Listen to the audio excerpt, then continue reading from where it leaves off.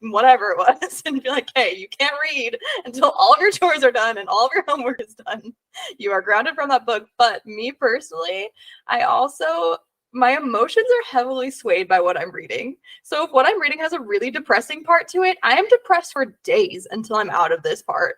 And if it's just a sad book, I'm sad. I'm crying. It's done. Like you can't get anything out of me that day until I get past that sad, depressing part. Even when I was a kid, I used to read these books, and I could not tell you what the thing. What is that? What the title? The story? Yeah, like what what the series was. But it was like animal books, right? It was these kids who were like vets or something, like their parents were vets or whatever, and they worked with animals. Yeah. And there is this one, I think one of the animals died, and I walked out of my bedroom just the saddest person in the world, and Mom looked at me so concerned, and she said, Tawny, maybe you should stop reading that for a while. Oh my gosh, I remember when that happened. I remember you walking, and we were like on the couch, and you just crying, and we're like, yeah. And I told Mom, I was like, I just have to get through the sad part, and then it'll get better. I'll be okay. I'm still that way to this day. It's true. That's so yeah. I remember Mom saying like, Tawny's really affected by these books, and I was like, that's weird. Like that's just a book. And she's like, no, she cries all the time about them. She gets really sad. I was like, oh. Yeah, they swing my gosh, so heavily. This is so funny. That's how I was with like movies and shows growing up. The visual arts were what really, really spoke to me as a kid. I loved reading though. I read a ton. And that doesn't mean that I didn't cry.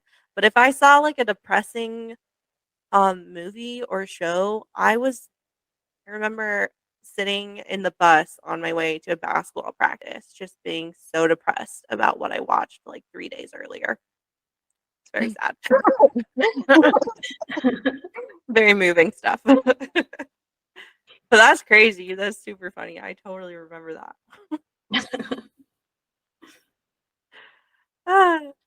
But yeah, for this new book that we will be reading, Connie, when you were talking about how you're like, that doesn't sound interesting at all. I'm smiling because I'm like, you have no idea. You have no idea what you're about to dive into. Yeah, we're just sitting here like, we'll just wait. We'll have this discussion next month, and you will see. We're not going to give you any like teasers. You can watch the trailer, but nope, you'll understand very soon. Okay. Yeah. The book is just so good, and obviously that puts a lot of pressure on the movies, but the Hunger Games books were really good, and they did a really good job on They did. Yeah. Obviously not everything was in there because that's not what movies do. They don't recreate every single line of the book. But so good. Just solid stuff. They don't make stuff like that anymore. Yeah, I'll be honest, like the Harry Potter series, that came out. I read the books, and then they started doing the movies. But ever since then, if I would see the movie before, because everybody's always like, oh yeah, it's based on a book. I usually wouldn't read the book after because I'm like, it's just too hard to like do the differences and like what's missed and learning more. But then I started to appreciate, like I did with the Hunger Games, watching the movie, and then I eventually read the books. And, you just kind of learn to accept that there will be differences, creative differences, and it's not what you pictured in your mind all the time. And you just kind of have to accept that and move on, and you can appreciate both forms of the story, I think.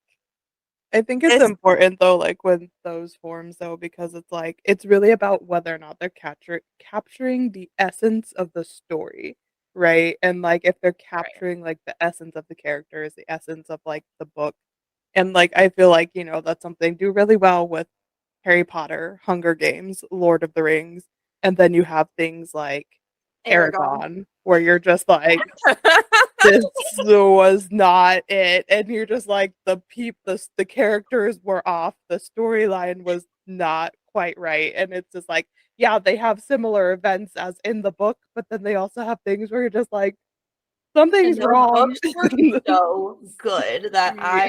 after I read them after watching the movie, I was so disappointed that they botched that. But it does have to be in your head like just a completely different story at that point. You know, you've got the Aragon movie and you've got the Aragon book, and there's two separate entities at that point. They're not the same thing. Yeah, exactly. Or like Ella Enchanted. Like we love the Ella Enchanted movie, but the Ella Enchanted movie and the Ella Enchanted book are not the same. They are not the same story whatsoever. And like Ella Enchanted is probably my all-time favorite book.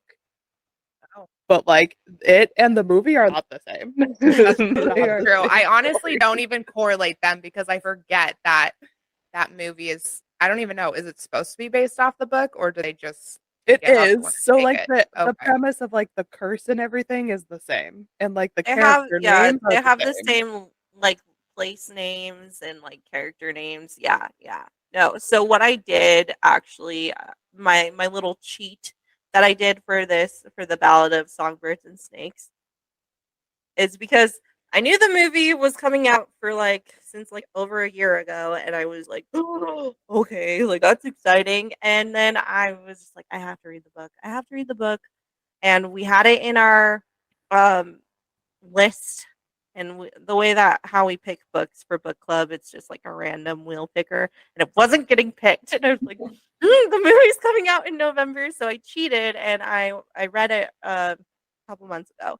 But while I was reading it, I looked up the cast for the movie so that I had a picture in my mind of who each character was going to be in the movie, so then I could like imagine them in the book, which is probably why I know that I don't really want to get into this right now, but I know that there's a lot of heat on Rachel Zegler as an actress, and she's one of the main characters in this movie and in from the book. And I've already like envisioned her in the role, and so I'm pretty stoked. No, But that's yeah, kind of yeah. smart. Yeah, I that kind of is wish I did really that too. smart I that you think had I that. think everybody could have just been however they wanted, but for some reason Snow was a disconnect for me on the trailer, so I'm like I kind of wish I did that too. Snow's the only person where I'm like, it's not really fitting for me, but it'll be fine. Yeah, so maybe from now on, I'll just wait for a movie trailer to come out before I'll start reading a book. So I can Can be timed associate the that way. cast members. Yeah. So speaking of, moving on to video platforms and such, a recent trend that we came across on TikTok or social media in general. There was this one thing that popped up that I saw, and it said, okay, the recent trend was women have no idea how often the men in their lives think about the Roman Empire. And then it showed a video of a lady talking to her husband, asking him how often he thought of this. And I thought it was hilarious. I forwarded it to my mom and my sisters. So tell us, Tawny, when you asked your husband how often he thinks about the Roman Empire, what was his response?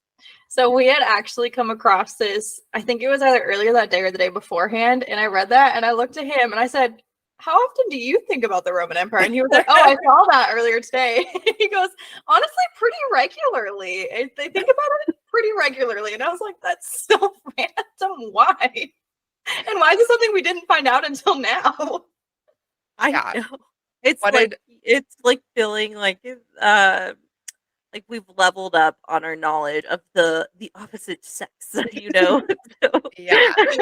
What And did he's your not husband somebody say, that I Teddy? would picture. He's not somebody that I would picture like thinking about those kinds of things. So it really took me by surprise. Yeah, no. So my husband is like this. He's originally from Western Samoa. He's been in the US for I mean, he moved to Hawaii in 2009. So like I don't know. I mean, there's definitely Western influence in Samoa, but I never thought of like him thinking about the Roman Empire. I'm not like, oh, it makes sense for you to wonder what the Roman Empire was like, right? And so I asked him, and he goes, what's that? And I'm like, like gladiators, Caesar. And he's like, oh, every day. And I'm like, what? And he goes, oh, yeah, all the time. See, So that I definitely also surprises me. Yeah, so I also polled our mom and she asked our dad, and our dad's response was daily, weekly, or monthly because it's the basis of our economy and it should be taken down. And then our sister-in-law asked our brother, and our brother said, I was just thinking about it yesterday. But then but then she asked her brother and brother-in-law, and her brother was like, pretty much never. And her brother-in-law was like, only when the phrase when in Rome comes to mind. So there are officially two different type of men, those who think about the Roman Empire often and those who don't. Dallas, if you want to jump in real quick and tell us what I did about text you. Alice's earlier too to ask him how often he thought about the Roman Empire. What was his response? He told me, he said, probably a couple of times a month. And then he said, well, I probably think about it whenever I read the scriptures, I think about the Roman Empire pretty much. And I'm like, Because the Bible's full of it. Yeah, that makes sense. That's true. Maybe that's why. That could be why, especially Bible readers. okay, I have thoughts about the That could Roman be. Empire because when So I was reading about this trend, I was like, well, I was on TikTok and I kept seeing all the videos about people asking, and like, I thought it was absolutely hilarious that like all of these men were like, yeah, daily or like weekly or like, I don't know, like at least a couple of times a month or stuff like Often that. enough. And these women would be like, why? Why are you thinking about the Roman Empire? And I was over here like, oh my gosh, I think about the Roman Empire. Why is everybody else not thinking about the Roman Empire? Why are these women not thinking about the Roman Empire? And like, I was sitting there like observing all of it. And I'm just like, it really is because the Roman Empire is like the basis of Western civilization. Like it's the basis of our Western culture. So, in Because other words, you've been having discussions with dad about this, and that's why you think I about it don't often have enough. discussions with that about it is the funny thing.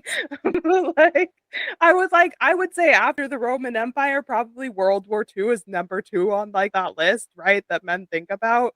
Because I guess. I don't know. World War II comes second because like it basically rearranged again Western culture.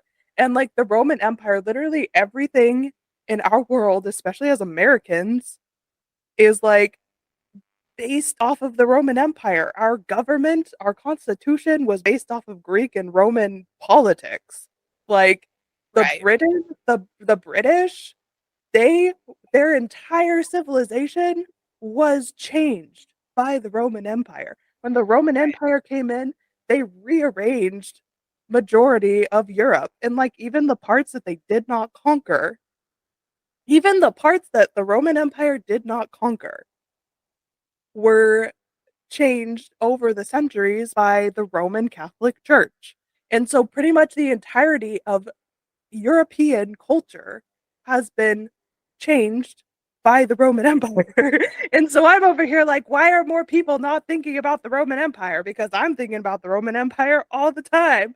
But like even like Northern Africa and parts of Asia Minor were changed by the Roman Empire. So to me, I think it makes sense. I think it makes sense that they should be thinking about the Roman Empire. Why aren't you thinking about the Roman Empire? Well, that's not why my husband thinks about it. He thinks about it because gladiators and cool things like that. well, like, yes. Okay, so here's the thing. Malachi, going back to the, like the politics and the scriptures and all of that, Malachi was like, well, the reason that I think about the Roman Empire so much is probably because I'm mostly thinking about like Greek mythology, Roman mythology, which makes sense because yeah, no, if I think about that stuff, but I'm not like aware. If someone were to ask me how often I think about the Roman Empire, I'm not aware of how often I'm thinking about. And I'm not going to be like, you know what? Kind of every day because I have so much other Just crap to think yesterday about. back. Exactly. Yeah. No, and so I'm wondering if when you ask someone whose pronouns are he him when you ask them